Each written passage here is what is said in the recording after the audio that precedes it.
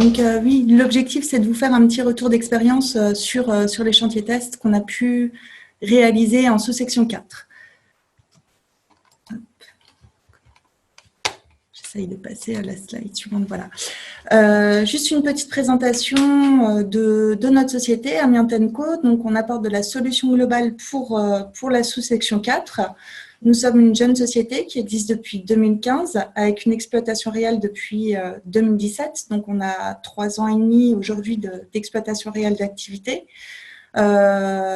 Notre solution permet d'apporter de l'expertise et de l'accompagnement sur le sujet amiante auprès d'entreprises dont l'amiante n'est pas le métier.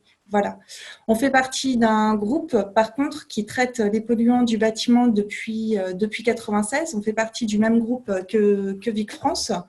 Ce qui fait qu'on a su aussi capitaliser plus de 20 ans d'expertise de chantier amiante voilà, qu'on met au profit de nos clients. Donc, Amiante & Co, on fait quoi? On propose tout d'abord de la formation. On est centre de formation agréé CARSAT INRS pour la formation sous section 4. On propose de l'ingénierie de chantier amianté, c'est ce que je vais vous présenter aujourd'hui. On propose aussi tout ce qui est matériel consommable dédié au chantier amiante et on a la capacité aussi de réaliser l'entretien de ce matériel et de ces équipements avec nos salles blanches de décontamination. On vient d'avoir aussi l'agrément Scott 3M pour l'entretien des protections respiratoires. Et on propose aussi une nouvelle méthode de décontamination de l'électroportatif par une décontamination qui est réalisée à la cryogénie. Dernier sujet que nous proposons pour nos clients, c'est la collecte et le traitement de déchets amiantés. Petite quantité, milieu diffus, ce qu'on voit en sous-section 4. Voilà. Et donc, sur l'ingénierie, on s'associe avec nos entreprises du groupe pour proposer un accompagnement complet auprès de ces entreprises qui interviennent en sous-section 4. Donc, on s'associe en effet à Vic France et aussi aux partenaires privilégiés BET2C, Thomas Lesser, qui a participé à la table ronde pour proposer cet accompagnement. Alors, tout d'abord, ce qu'on perçoit sur la sous-section 4, c'est qu'on est face à un panel très large de processus. Pour rappel, les entreprises qui interviennent en sous-section 4 ont déjà la technicité liée à leur métier. Et quand on aborde les chantiers SS4 avec eux, on leur demande d'aborder le chantier sans tenir compte de l'amiante, de nous expliquer bien ce qu'ils vont faire, pourquoi ils le font, comment ils envisagent de le faire. Charge à nous ensuite d'introduire le sujet amiante dans le processus. Je m'explique. Si une entreprise nous explique qu'elle va réaliser des perçages, elle aura tendance à parler très rapidement de perçage à la poche de gel. Est-ce que c'est le processus qui est le plus adapté en fonction de ce qu'elle a réalisé? Est-ce qu'on peut envisager d'autres choses en fonction de ce que l'entreprise doit mettre en place? Voilà, c'est vraiment le premier sujet où on regarde l'ensemble de l'intervention pour identifier le processus et puis essayer de définir de manière un petit peu standardisée les processus qu'elle pourrait mettre en place à la fois sur le chantier qu'elle a à traiter, mais aussi de manière générique sur d'autres situations de chantier qu'elle rencontre fréquemment. Voilà. Ce travail de définition de processus, on a pu le conduire notamment auprès d'opérateurs qui font de la gestion après sinistre. Alors là, on va parler de petits sinistres, le petit dégât des eaux ou voilà, ce genre d'incident où, à travers l'ensemble des interventions qu'ils avaient à couvrir, on a réussi à définir 18 processus qui ont conduit à 18 modes opératoires et ont réussi à couvrir vraiment 90% des interventions. Voilà. Suite à ça, donc, une fois qu'on a défini les processus et du coup qu'on a pu rédiger les modes opératoires, on se charge de l'organisation de chantier test. Alors là, on a vu que que ce programme d'analyse est quand même complexe à comprendre, notamment pour la sous-section 4. Nous, encore une fois, ce n'est pas le métier.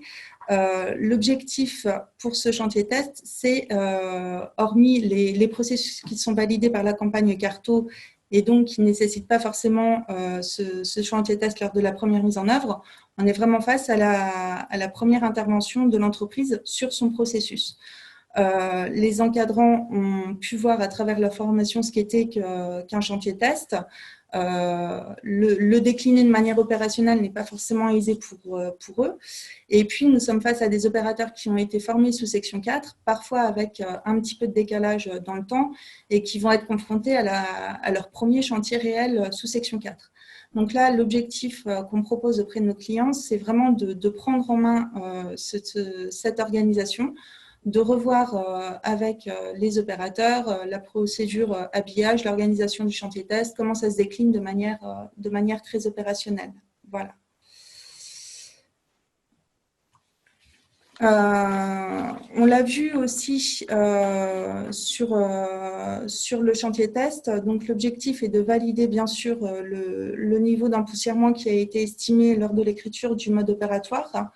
L'estimation du niveau d'empoussièrement en sous-section 4 n'est pas forcément évident.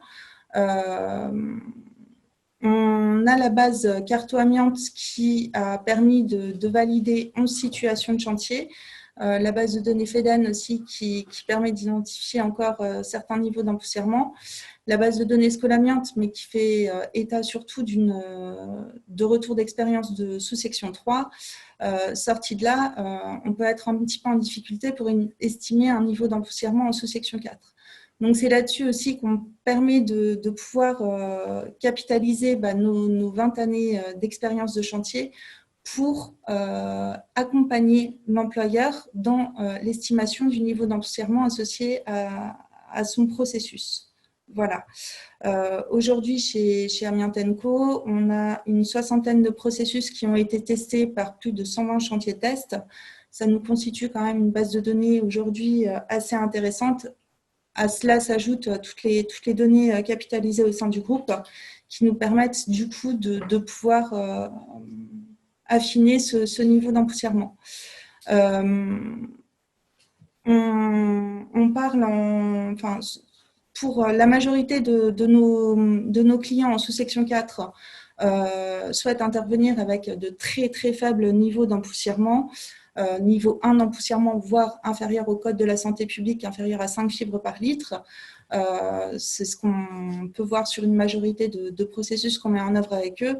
Par contre, voilà, quand le niveau d'empoussièrement n'est pas forcément maîtrisé, on les invite à s'associer avec des désamianteurs pour mettre en place un niveau 2 ou niveau 3 en installation pour sécuriser le chantier test qui sera réalisé.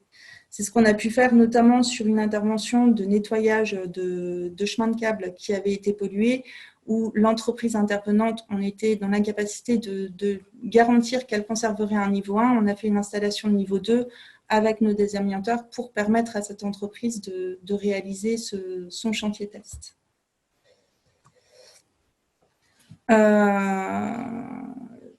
Sur les éléments de stratégie d'échantillonnage. Donc, là aussi, en sous-section 4, pour 95% de nos clients, ils interviennent en milieu occupé. Donc, quand on définit la stratégie d'échantillonnage avec les laboratoires et avec nos clients, on vise des processus de très faible niveau d'empoussièrement, inférieur au code de la santé publique. Et de fait, on veut prouver que le processus n'émet pas de fibres d'amiante. Et pour ce faire, on met tout en œuvre, en effet, pour atteindre une SA inférieure à 1 fibre par litre. Voilà. Donc là-dessus aussi, nous accompagnons en lien étroit avec le laboratoire qui interviendra sur le chantier test, toutes les conditions qui permettent d'atteindre cette SA inférieure à 1. Sur la stratégie d'échantillonnage en SS4, souvent nos clients ont en tête qu'ils ont la mesure opérateur à mettre en place. on les accompagne aussi, dès que le chantier peut paraître un peu complexe ou particulier, à la mise en place d'analyses complémentaires, des T0, des libératoires, selon la configuration du chantier.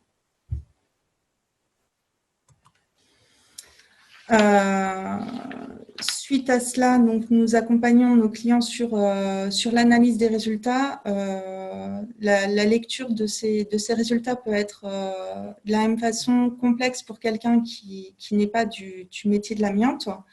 On leur permet de noter s'il y a des écarts observés, si l'analyse matériaux révèle aussi présence d'amiante, bien sûr.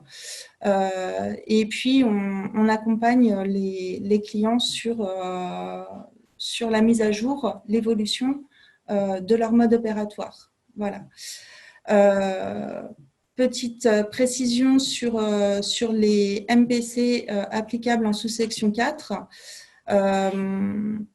Nous sommes aussi conseil auprès de la sous-section 4 pour la mise en test de nouveaux produits qui peuvent sortir sur le marché pour les sourcer et permettre toujours d'améliorer les résultats avec le plus faible niveau d'empoussièrement associé.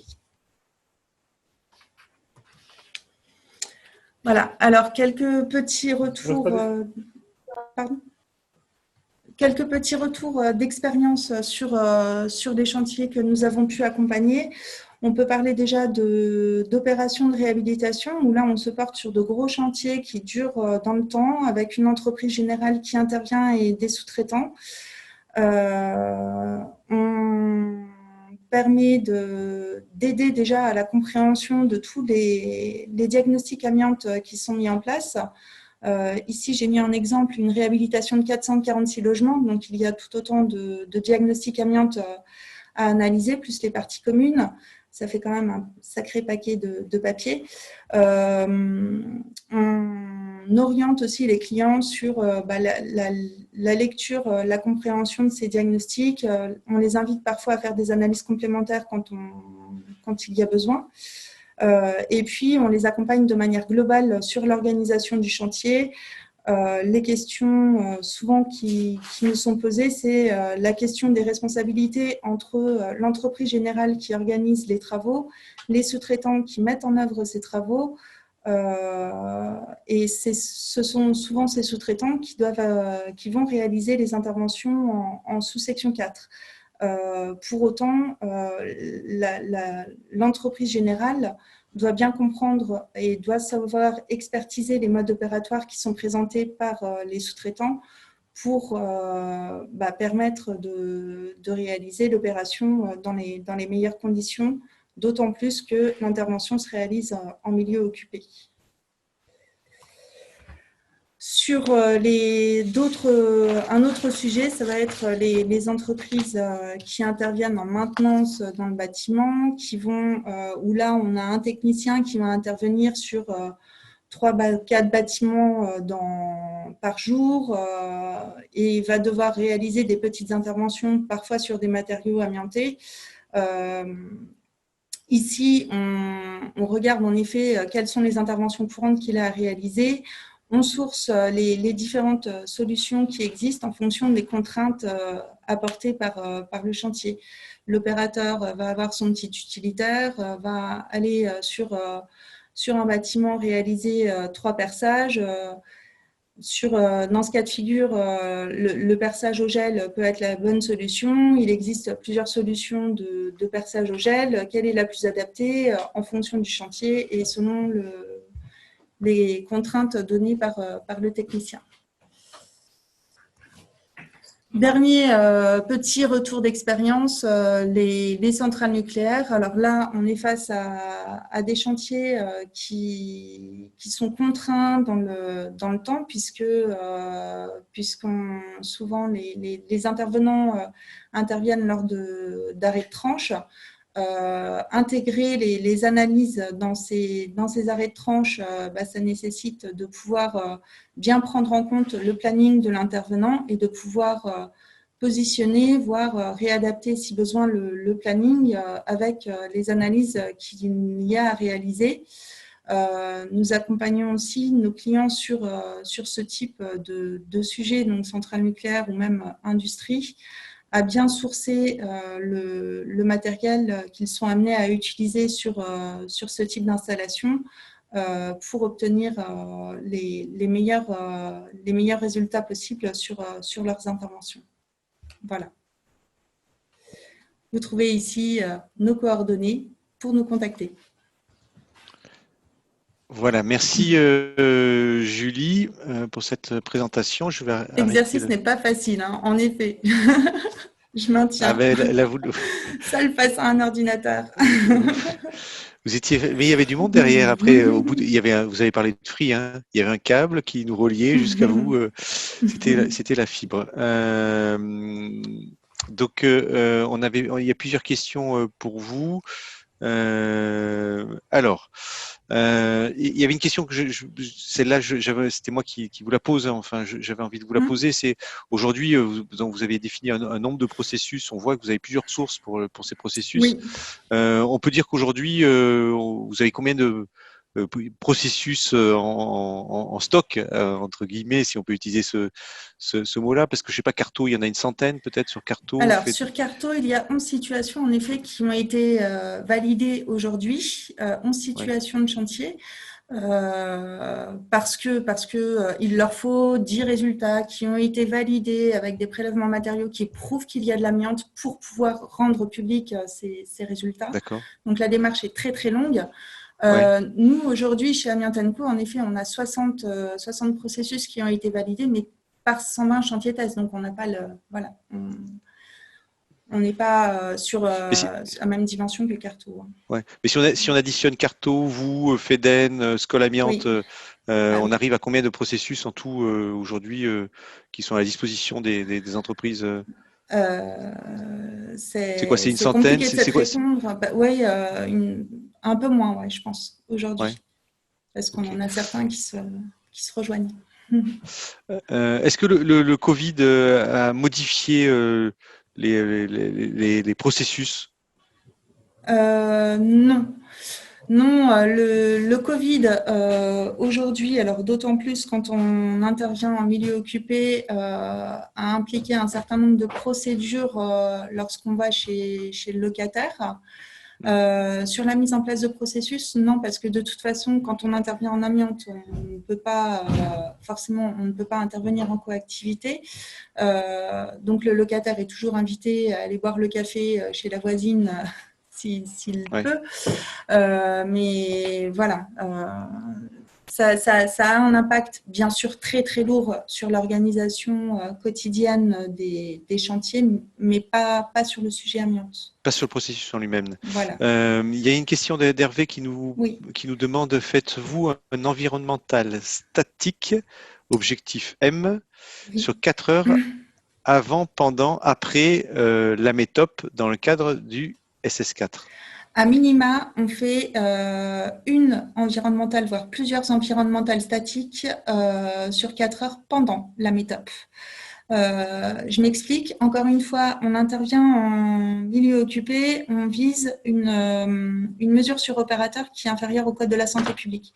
Si, par malheur, on était un tout petit peu supérieur, il faut qu'on prouve quand même qu'il n'y a pas eu de pollution de l'environnement. Et donc, à ce moment-là, en effet, on met une environnementale à minima en zone, dans la zone chantier, pour vérifier que c'est la fibre, les quelques fibres ont été très concentrées autour de l'opérateur et que voilà.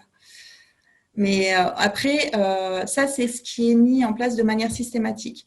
Sur certaines situations, on peut multiplier les mesures, les méthodes pendant le chantier et on peut évidemment positionner aussi des initiales et des libératoires selon la configuration du chantier. Voilà. Est-ce que ça arrive souvent que finalement vous n'arriviez pas à avoir des processus qui permettent de rester en sous-section 4 et on doit passer en sous-section 3?